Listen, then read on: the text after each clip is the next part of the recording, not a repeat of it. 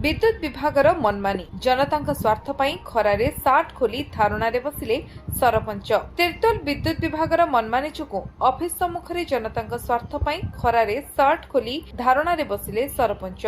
एभली दृश्य देखा मिली तिर्तोल विद्युत कार्यालय सम्मुख में। सूचना अनुसार गत 3 दिन तले कालबैशाखी जोगु तिर्तोल ब्लॉक मुड़ीसिंह पंचायत हरिसिंहपुर जेनासाही रे विद्युत खुंट उपुड़ी रास्ता उपरे पड़िथिला।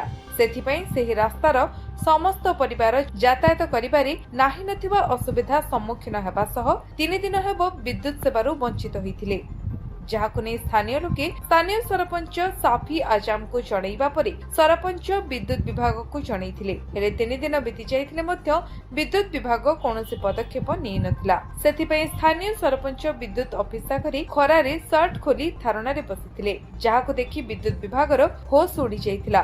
तेबे साधारण जनता स्वार्थ पई सरपंचक एभली कार्य को साधारण रे प्रशंसा करिबा सह समस्त मुहरे गोटे कथा सुनिबाक मिलुछि, सरपंच हेब त एमिति। तिर्तोल प्रसंजय दास का रिपोर्ट, विश्व विजय न्यूज ओडिशा।